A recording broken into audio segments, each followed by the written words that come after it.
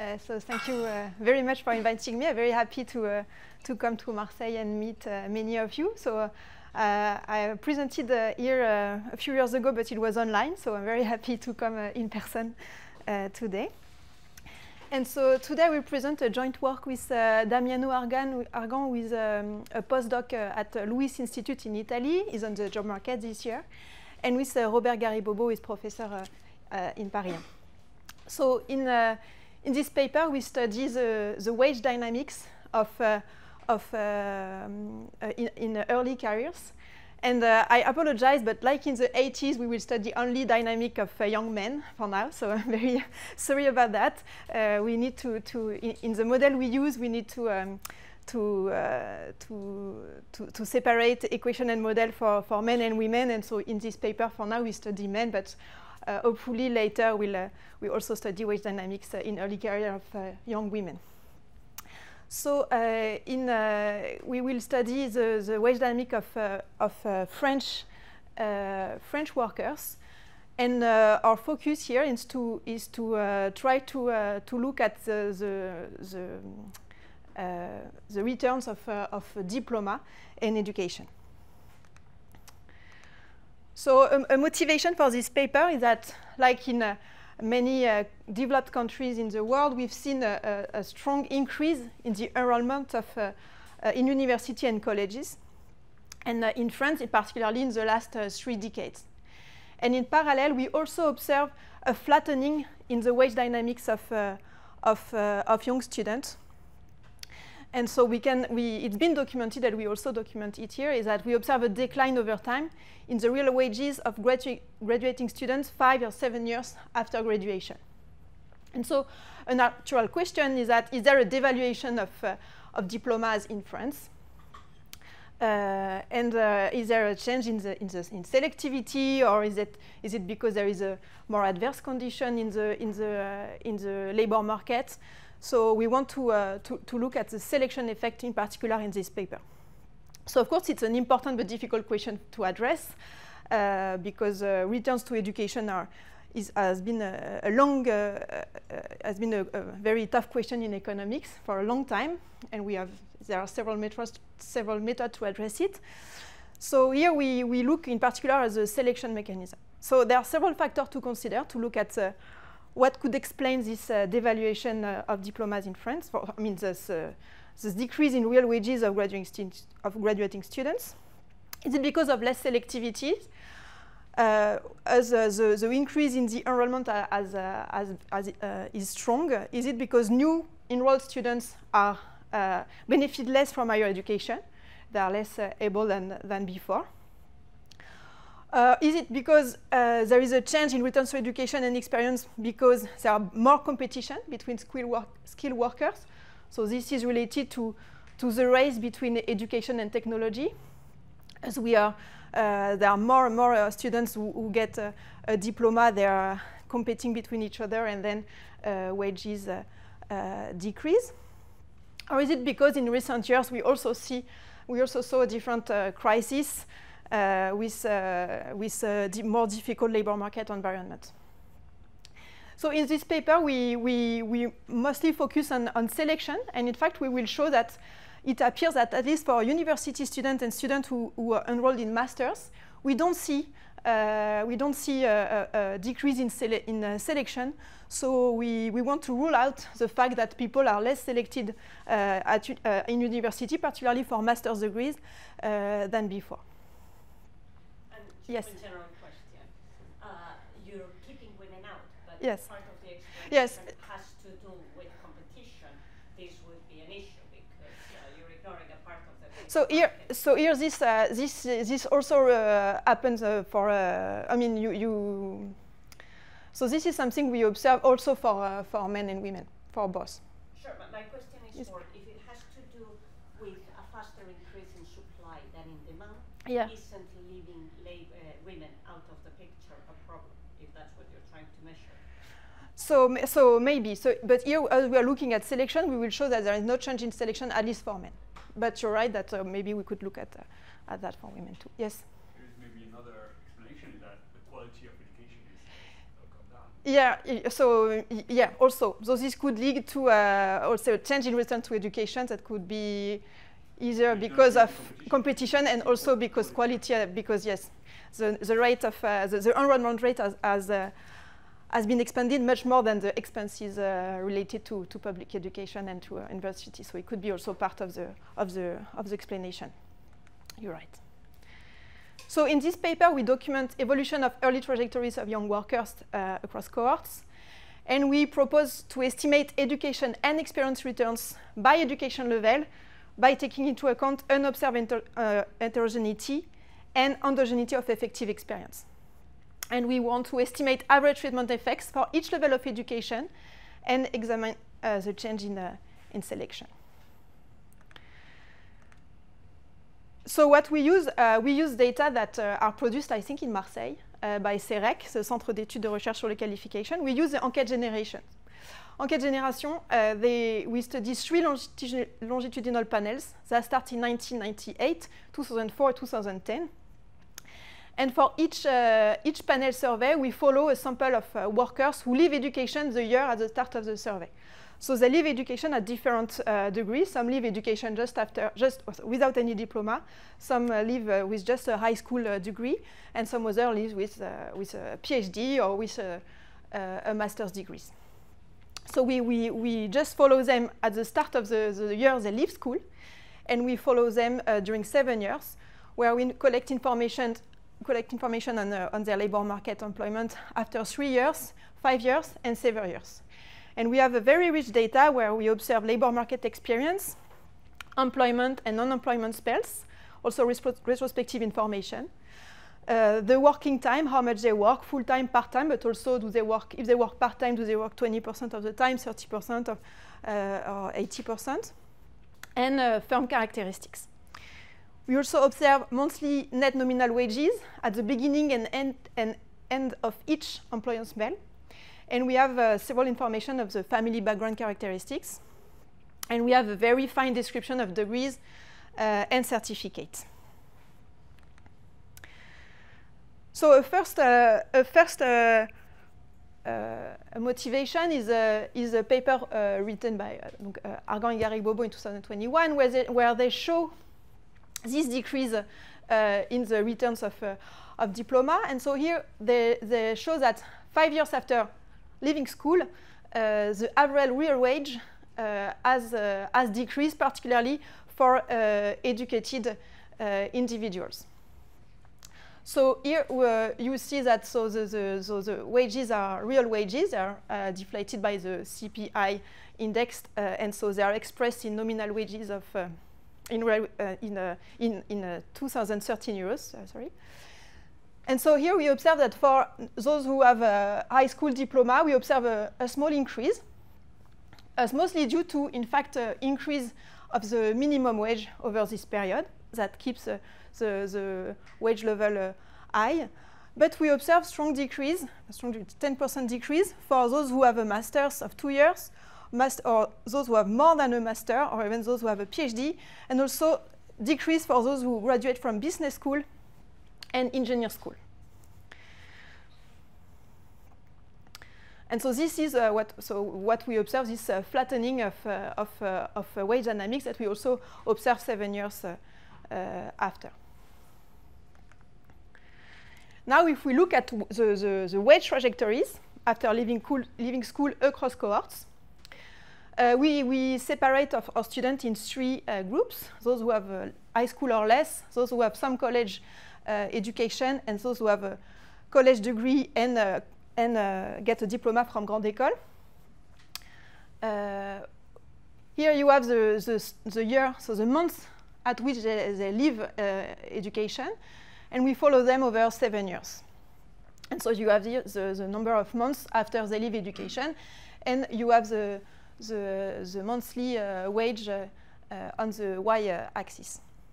So here, first, we observe that for the cohorts that graduated in 2004, we observe this strong curvature here that is linked to the financial crisis in 2009 appear here. And so you see this decline, in fact, this curvature of wages for those cohorts.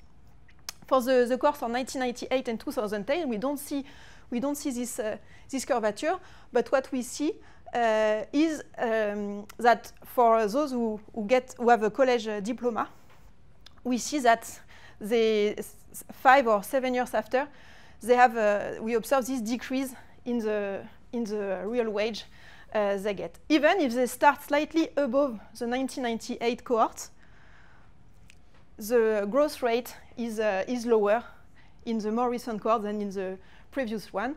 And it's also the same phenomena for those who have some college. What about the variance then? Sorry? What about the variance of your returns? I think that's more of decline of education qualities or using just categories like that. So here we don't look at variance, but I have the answer. Damiano and Robert did study also the variance, but I can't remember what they found. I don't remember if it is an increase or not. Where you expect some decline, you would also expect an increase in the variance. In the variance. So, people at top institutes get the same returns, but those individuals who start to study, get a master's in Star Wars studies, get very little. Yeah. Yeah, so we haven't looked at variance. I mean, they have looked at, but not in this paper. I can't remember what we find.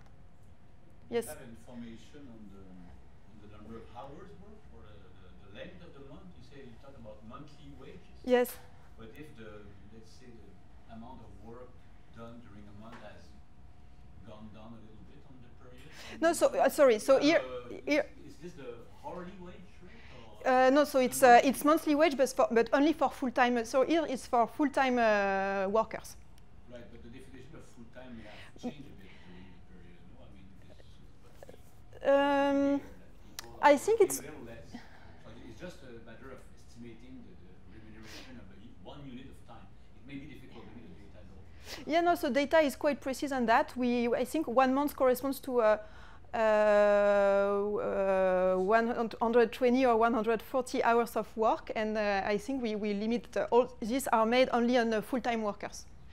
So change in this duration of time during over the 3 periods considered. So you mean there could be a change in the full-time definition?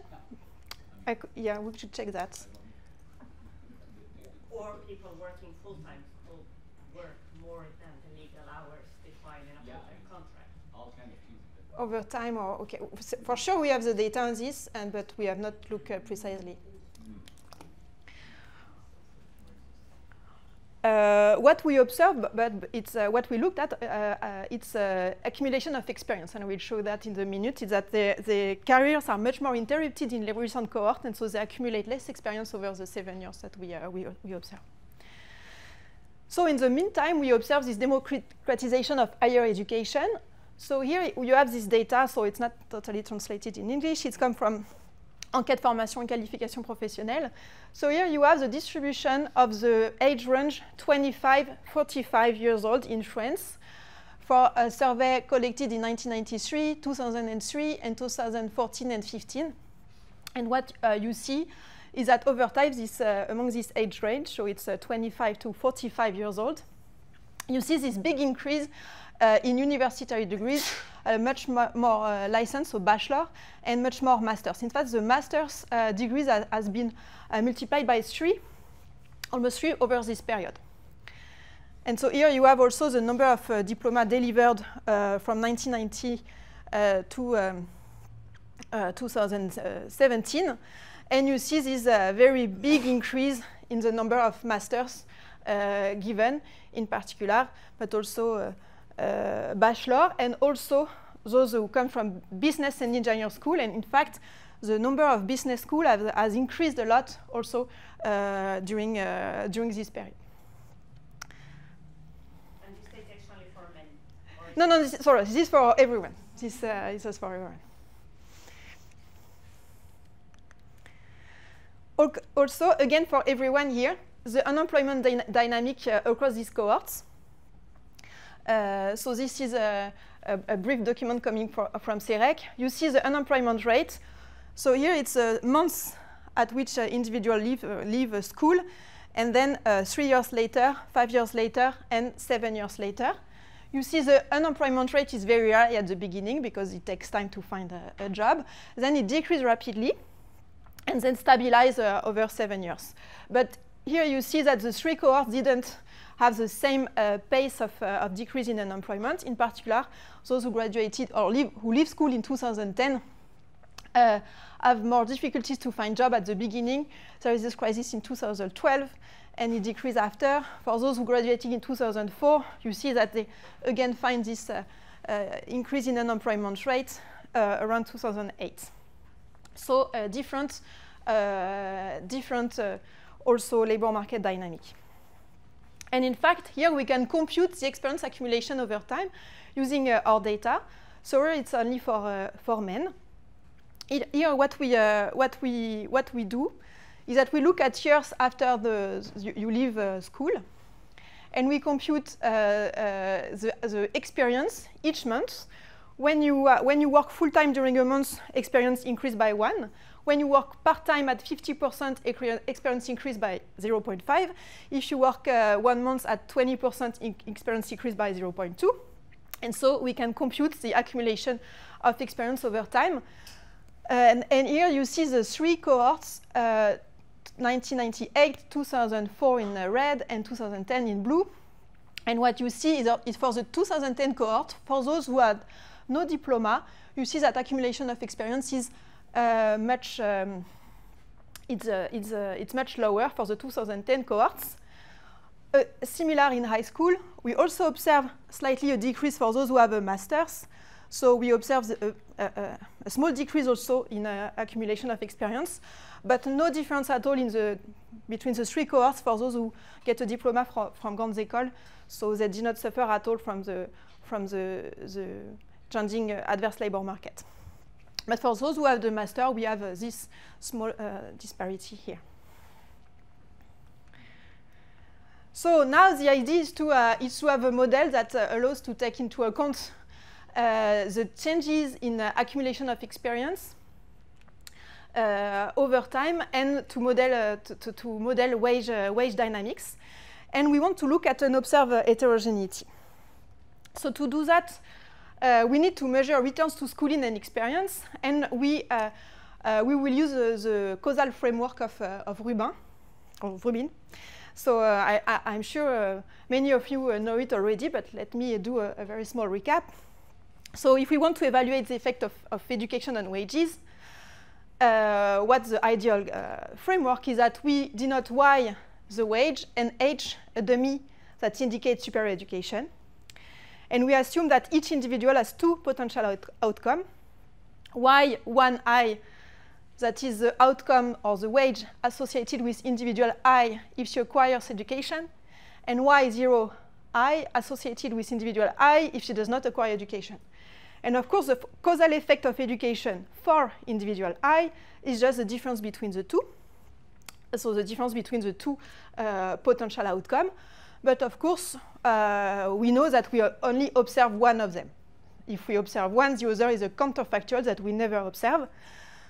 And so we have this issue when we want to evaluate the effect of education, is that we don't observe the counterfactual. And what we are interested in is two measures. We are interested usually in the average treatment effect on the treated, the ATT. So the average treatment effect of the treated is the effect of superior education on people who effectively actually had superior education. So this is the difference in the average in the educated outcome for those individuals who had acquired superior education minus the average of the counterfactual outcome. So what wage they would get if they didn't get education for those who had education.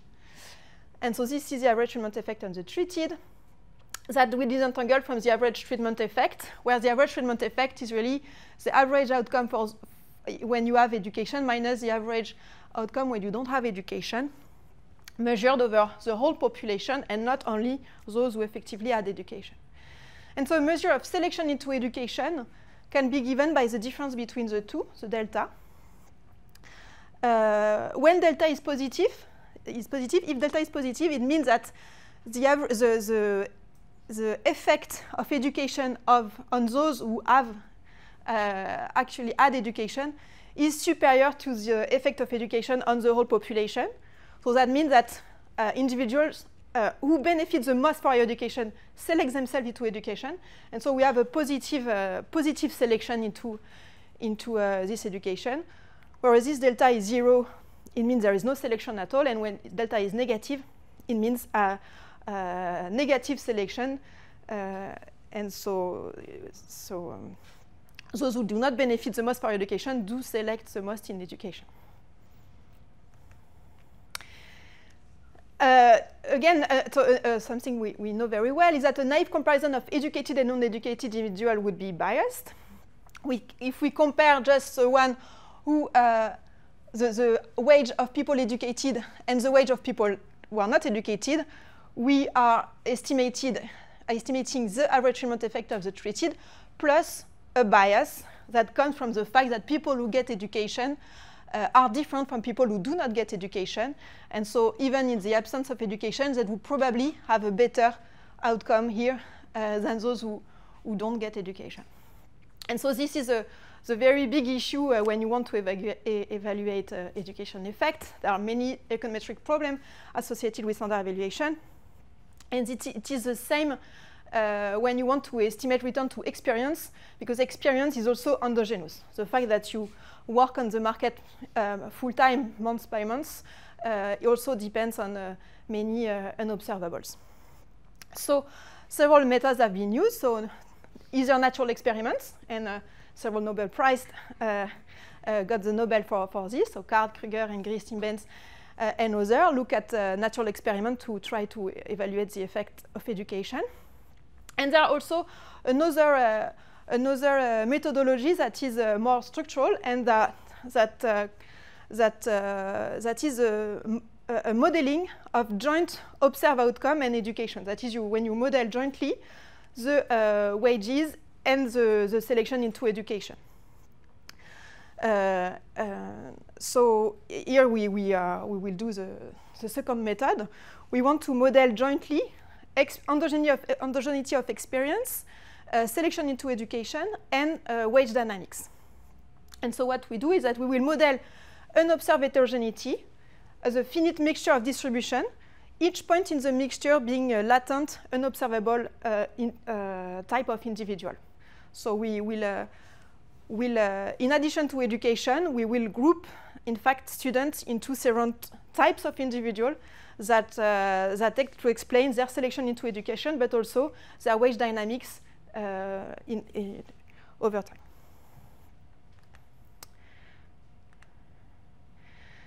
Okay, so let's look at the model. We index individual by I from 1 to n, and we do not see the cohort of the individual. We have 3 cohorts. T is the elapsed time period in months since leaving school. H is the education level, and xit is a vector of characteristics for individuals at time t, and zi a subset of time invariant characteristics. So we assume that individuals belong to groups that define a type, that is unobservable. And so types are indexed by k from 1 to capital K group.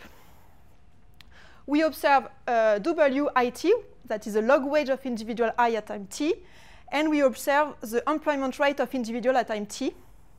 That can take several values between 0 and 1.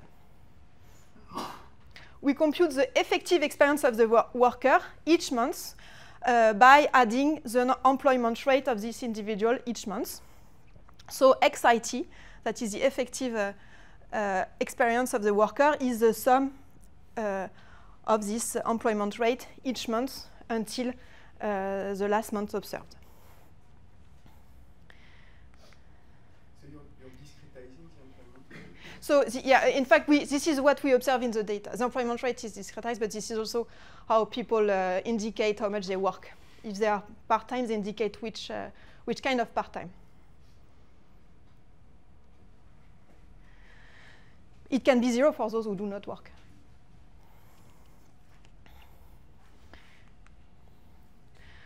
So then we have 3 equations in the model. So I mean, much more than we have 3 type of equations. The wage at each month we model the wage equation and the employment rate equation, and we have as many equations as employment spells, and we have also the education equation, and so we model everything jointly to understand the dynamics and to select the types of the individuals.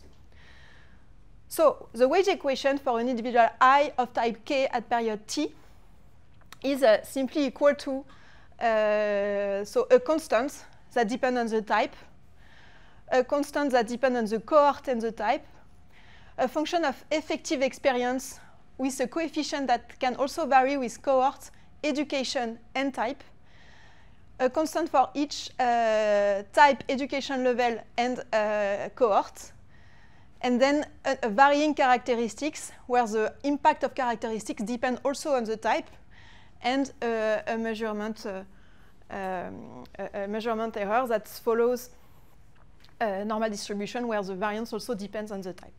And so all parameters are free to vary with the type K, that is unobservable. And so it's a very flexible way to look at how all the variables we have may impact wage.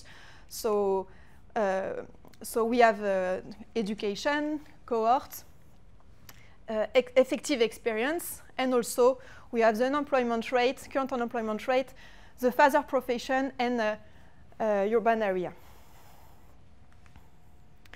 Sorry, I'm trying to understand the restrictions you're placing here. Which restriction? Well, Yes. we are always placing restrictions, right? So in particular, we know that cohorts face different labor markets. So it's just that some age in the coefficients, but not everywhere. so the labor market will be there will be the unemployment rate that will depend on the month. It can be different across cohort. T is just the time spent since graduation. So it just for instance, I don't see the C in the eta.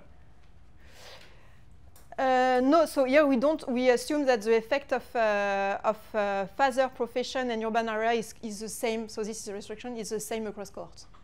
Okay, so this is one restriction. Yes.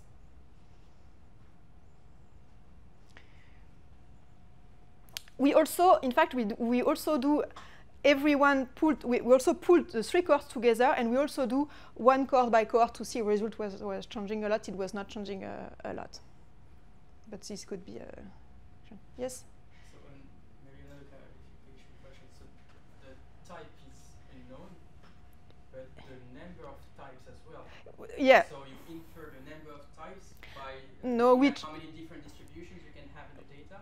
yeah. So we try several types, and then so I'll have a slide on it. We try several types, and we choose a type that best fits with our data, and we end with 3 types. But we try for 1, 2, 3, 4, and each time we add a type, we increase, of course, a lot the number of parameters.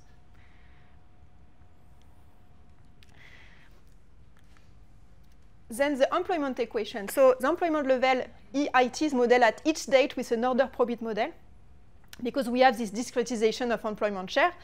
So from 0, 0.2, 0.5 until 1, so we discretize it, and we can model with an order probit model, where again, so an order probit model works like that. You have 0, 1, 2, or 3, depending on the latent variables that has to be between 2 thresholds. The threshold may depend on the type, and also the latent variable is a function of effective experience, cohort type, and varying characteristics.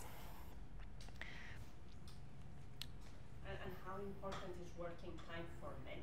And you have, what, 5% of men who don't work full time? So the key issue here will be employed and non-employed. Yeah. Rather than Yeah, you're right. You're right. Yes. Yes, you're right. I haven't looked exactly at how prevalent is part-time work. Maybe it's more important for young individuals, but because yes, so yeah, I haven't looked at it, but for sure, probably the most important type is the period of unemployment instead of just part-time. Okay, and then just to be a pain going back to women, and here in doing this, you're assuming that everybody prefers 1 to 0.8, to 0.5, to 0.2 to 0. Sorry, again. Because this is an order probit, yeah. You're assuming that every worker prefers to work full-time than part-time. Yeah, so yeah, exactly. So it's not, I'm not sure it is preference here. It's how this latent variable is modeled. So this is a propensity to work full-time that is that increase or decrease with the characteristics, yes.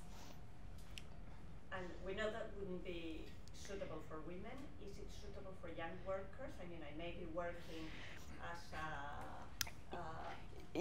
programmer in a big company while I'm setting up my own company, so I may prefer to work part-time while I'm developing something else. Is this going to be an issue? So we would need to. So how the probability to work full time would depend on characteristics here. So here, if we could model a preference for part time, maybe we would need not an order probit model, but instead a multinomial logit model, so that we could have separate equation for each type of work. Yes. So yeah, maybe. Yeah, maybe. Yes, if I'm higher quality, I can yeah. Polytechnique, I have a larger network, I'm more likely to want to set up my own company, so I prefer to work part-time for a while. Yeah, here we assume, the implicit assumption here is that all characteristics impact similarly, but at different level, the probability to work full-time, which may not yes, the case as you suggest. And now the education equation. So we model the level of equation with a multinomial logit model here. So we have 5 level of, we reduce all the level of equation to 5. I will show you later. And so here in the education level, it's only one equation that depends also on the type of the individual and some characteristics. So we have the locality where the individual was living when he was 11. And the parents' occupation. So here we reduce to the father's education. And so, of course, the type. All parameters are free to vary with type of individuals. Now, it can be estimated by log likelihood. We first define the contribution to the likelihood of an individual I with type K. That is, so this, this log likelihood here. And this is, in fact, a product of, for each time we observe a wage, the probability that we observe this wage conditional on effective experience, time-varying characteristics, observed education level, and the type, multiplied by all the probability for each employment spell that the probability that individual work or not, and if he works full-time, part-time, or at different level of intensity. Conditional also on all we observe and type, and the probability that the individual choose a certain education level. Conditional on type and non-varying characteristics. So here we have this. In fact, it's a no-LS regression. Here it's an order probit model, and here it's a multinomial logit model. But we can multiply all this probability together, and then we integrate over latent type K. So this is why we need indeed to know to select a number of type in advance. And so we average over the probability to observe the type K in the population, and then we maximize the model log likelihood. Now the maximal likelihood method gives us all the estimated values and standard deviation for all parameters and all the prior probabilities of type PK. And of course, what we can compute an important output of the estimation is to compute the posterior probability to be of a certain type. So that is the probability to be of type K for individual I that is conditional on all we observe as outcomes and is observable characteristics.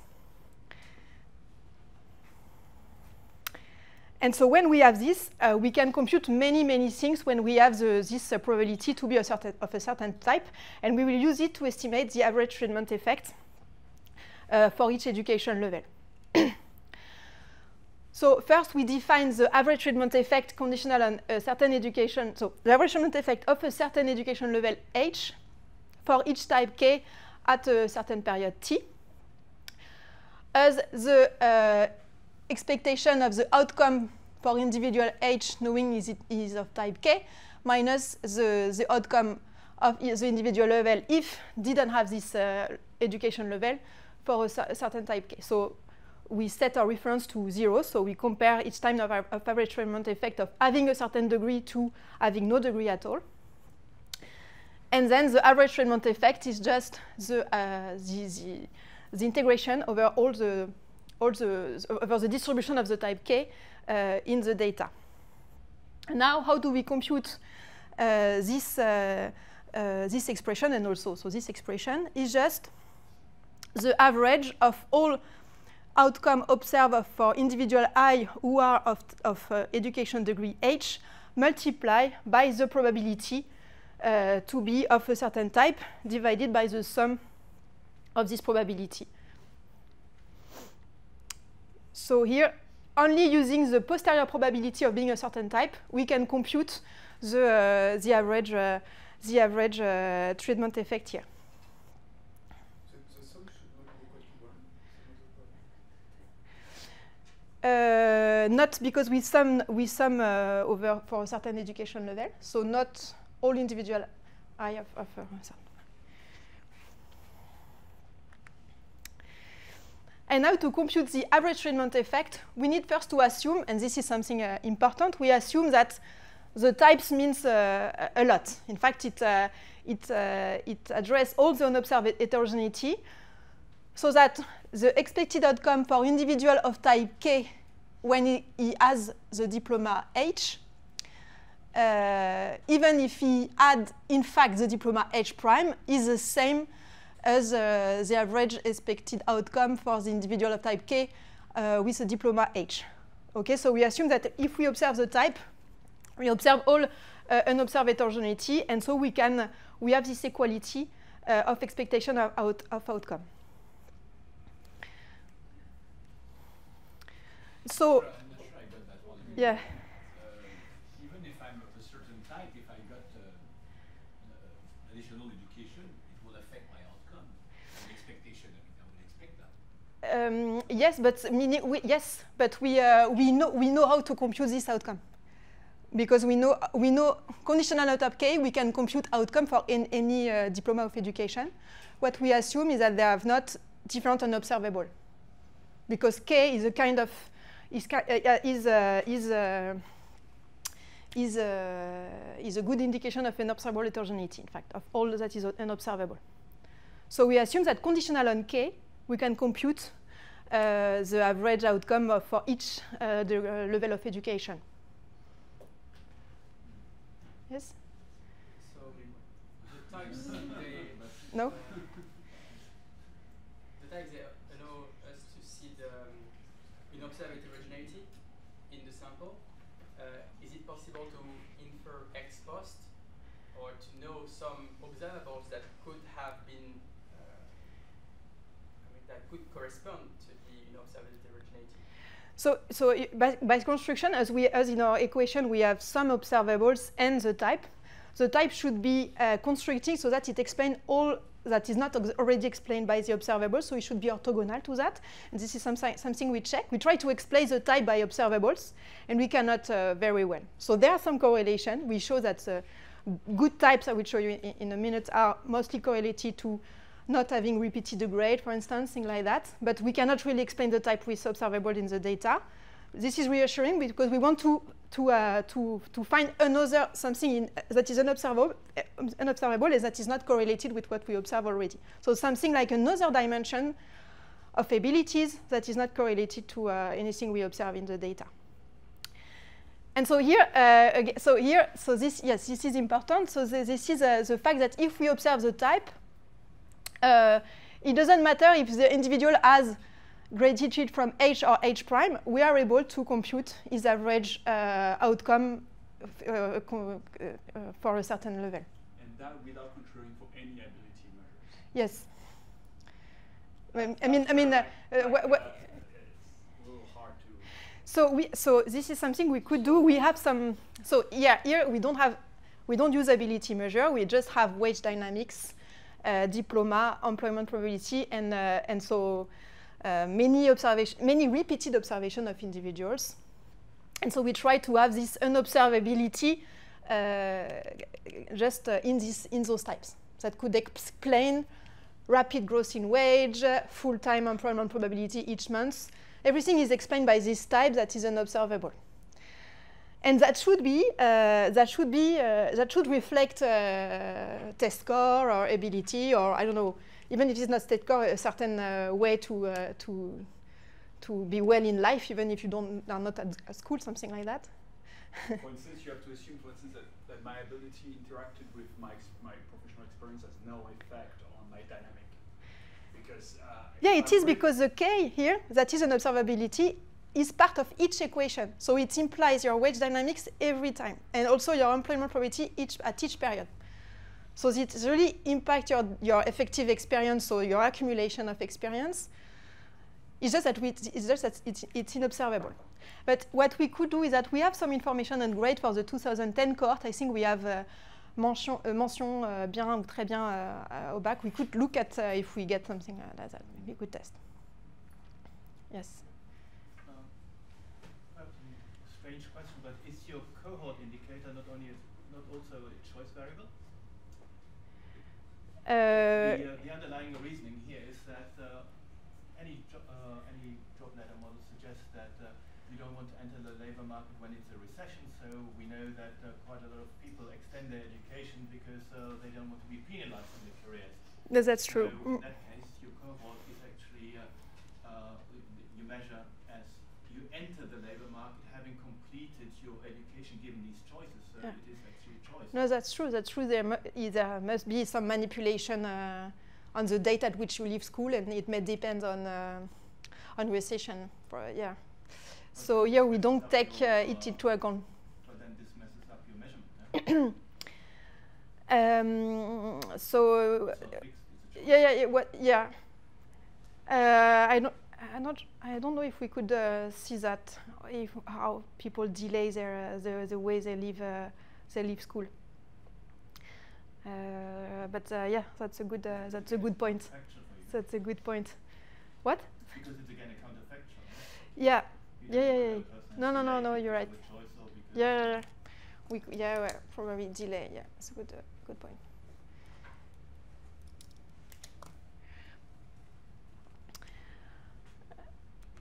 Yes. So, okay, the result. Okay. So we estimate our model on male workers for now, and we choose k equals 3.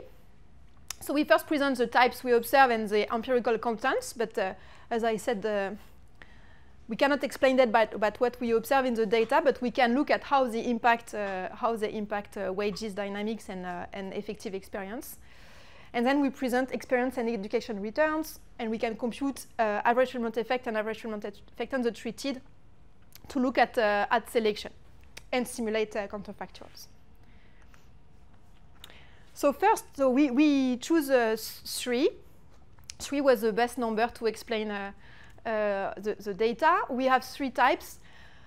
The first type is prevalent in the sample. Is 42% of workers are of the first type, 36% are of the second type, and 22% are of the third type.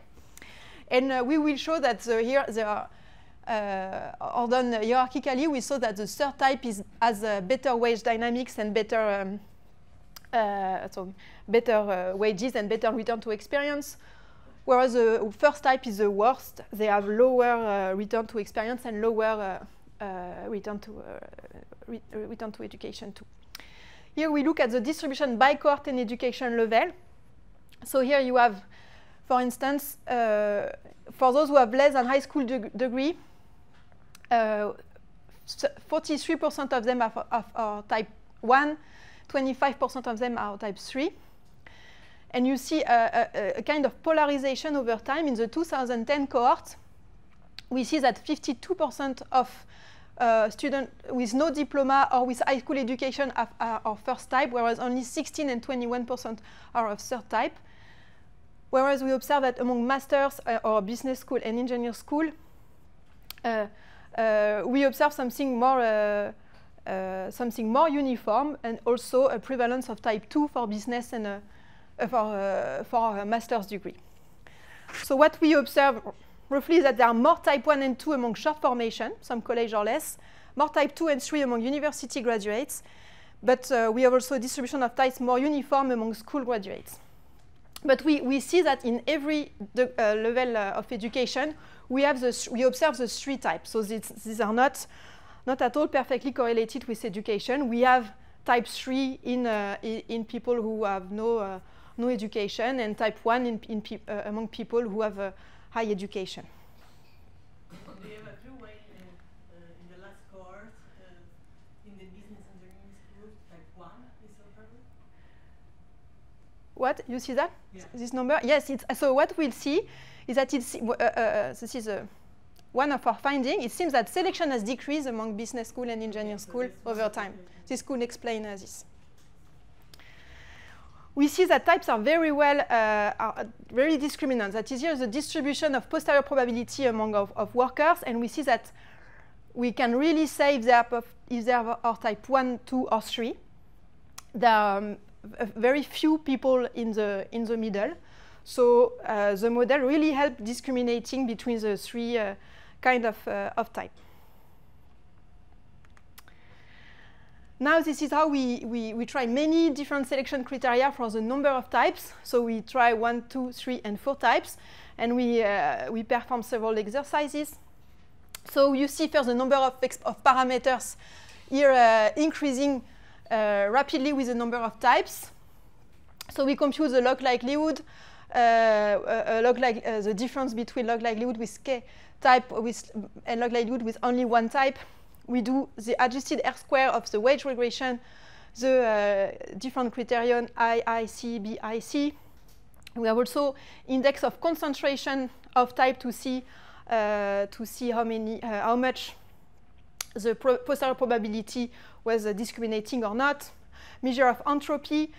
So they all tell us different things actually. So it's between 2, 3, or 4. So we choose the average.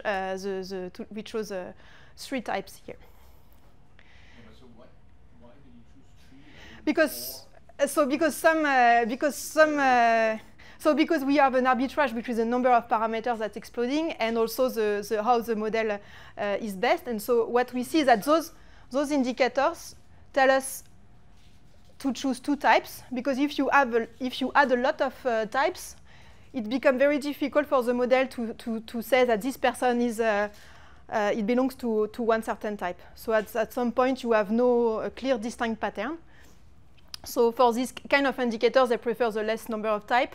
But for other indicator, you see that they prefer a more type. Or for log likelihood is always increasing, but you see that it's increasing less rapidly between 2 and 3, and then slightly to 4, but less rapidly than between 2 and 3. So it's kind of it's an arbitrary decision. I agree, but that is a bit explained. Now let's look at the education return. So here we just look at the coefficient associated to type and education in the wage equation. So here it's really the coefficient associated. So here it's log wage, the log of the net monthly wage, and here you have the coefficient associated to school, the school degree, and the type. in 1998 and in 2010. Because all coefficients depend on the cohort, the degree of education, and the type. And here we see that in both cohorts, type 1 is associated to much lower return to education, whereas type 3 is mostly, so type 1 and type 2 and type 3 are more close. And type 3 seems to be better here for the cohort 2010 than for cohort 1998, but it's still above. But what we see is also is a slight decrease even for return to type 3.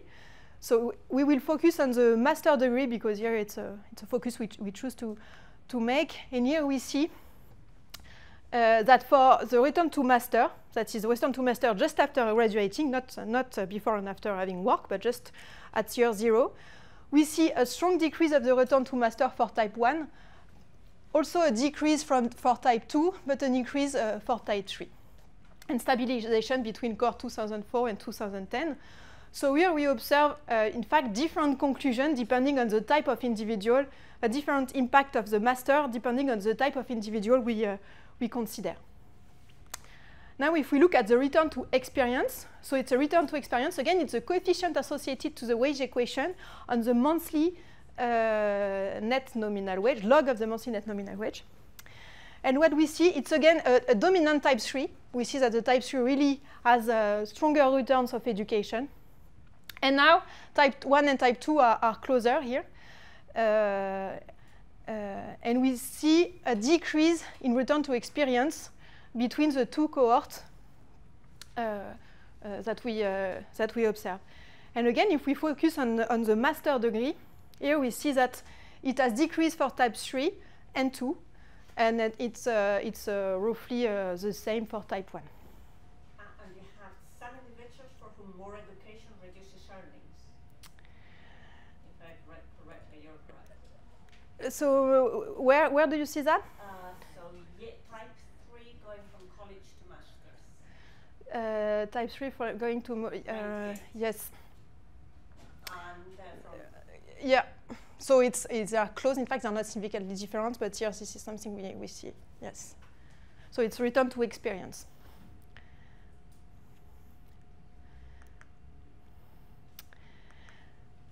And now this is the threshold cuts in the employment equation. And here we see something very surprising. Oops.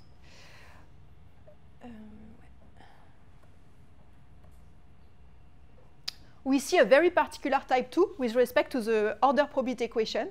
We see that type 2 are very likely to be always employed full-time because the threshold to be above the threshold to each level of employment share is very low in comparison to type 1 and type 3.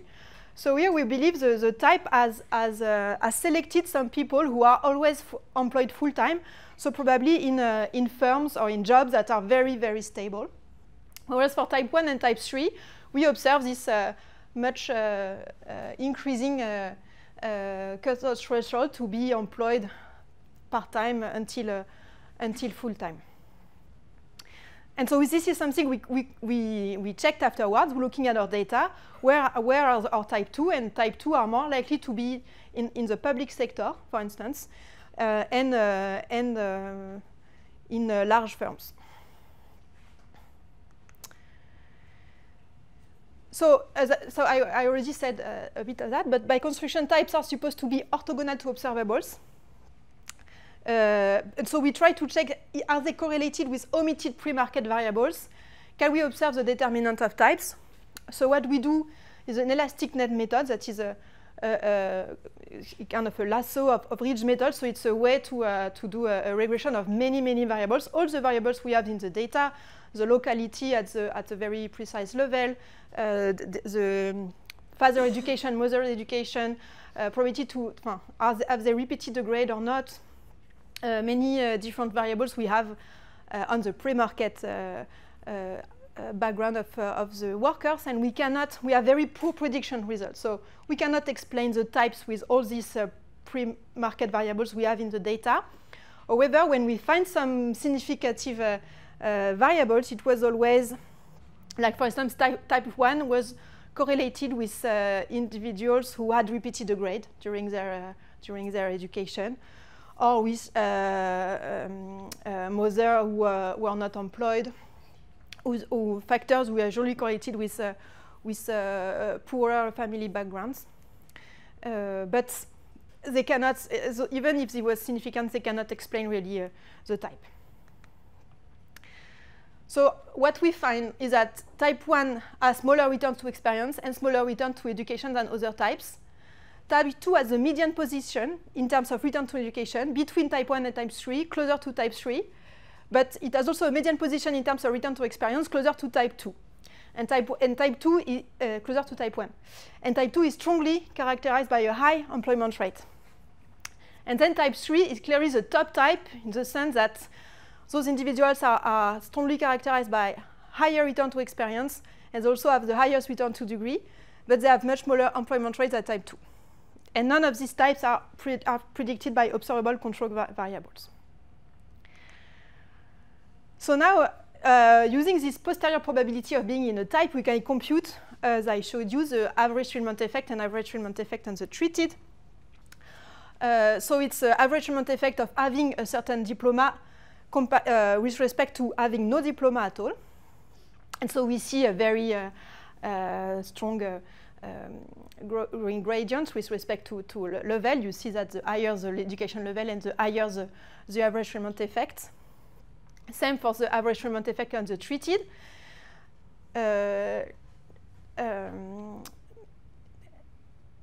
And so what we see also is that the average treatment effect has decreased for masters over time. Also, average treatment effect on the treated has a decrease for masters over time, and also here for a business engineer school. But now, what's more interesting is to compare the two to make the difference between average treatment effect on the treated and average treatment effect. And here you have the difference. So when it's positive, it means positive selection, and negative means negative selection. And here it seems that, in fact, for masters, in 1998 there was a negative selection of good types into master, but this has changed in the more recent cohorts. And in fact, a master seems to better select their students in the more recent cohorts than before. On the contrary, business and engineer school have had a good selection of students in older cohort, but in more recent cohorts, the selectivity it seems to be negative. To check that, we also do some counterfact simulation. So what do? We have all this equation of wage.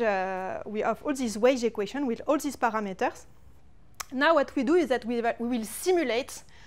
For all our sample, we will simulate experience, so employment level each month, experience, and then wages. And we will compute a discounting earning. So it's a kind of expected wage over all period to have a measure of human capital over the 7 years we observe.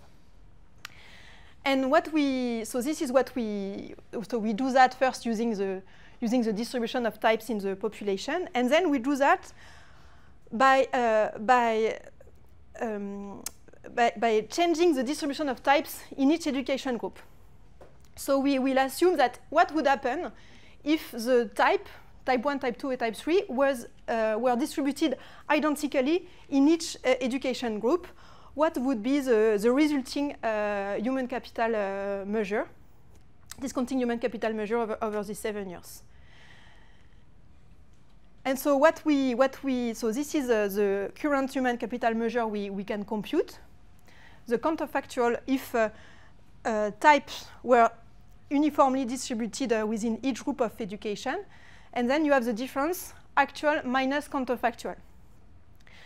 And so you have this, so again, we have the same result as before. That is, if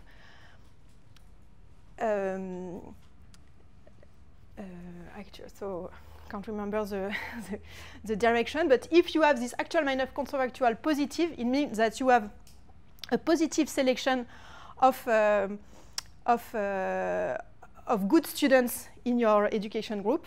Whereas if you have something negative, it means that you have a negative selection of a positive selection of bad students in your group, or more bad types or first type in your group than what is actually than what should be the case. And so here, using a different simulation, we go back to the fact that it seems that in the last cohorts, the selectivity has increased for master students, but is now negative for business and engineering school, which could be explained by this big increase of business school, in particular in the last decades, that probably select less students. And can't you control for that? You don't have information of the particular business school they went to? No, I don't think we have just business school, but can you at least look at the numbers? I mean, this is something that you hear casually, that with the 2008 crisis, parents prefer to pay for their kids' education. So business schools expanded enormously. Yeah. So could you at least tell us if some people who were doing M2s have shifted to going to business schools? Yeah, we could check more. Yeah. Sure.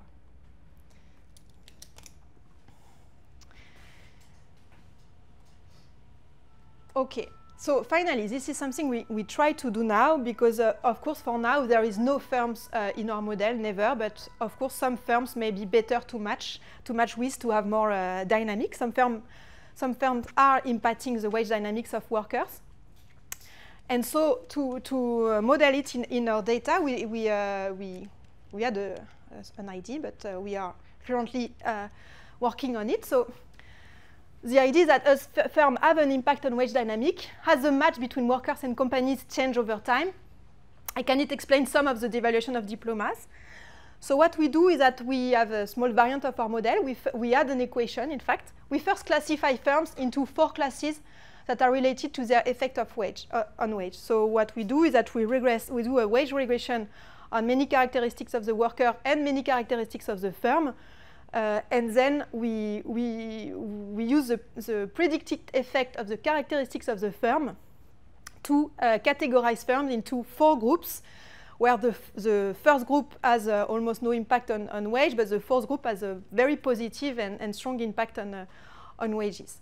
And so we add to our model an order probability equation of the firm type in the model at each period, so that at each period, in addition to employment spell, the individual can also choose the firm type, so the firm class from 1 to 4, to see if this firm class, that is also endogenous, of course, and so could depend on the type of individual, may explain wage dynamic. And then we add the firm type, so class, in fact, in the wage equation. And so we just run this model, and the preliminary results show that we have similar conclusion. We also see three similar types that appear, type 1, type 2, type 3, that are similar in terms of returns to education and experience.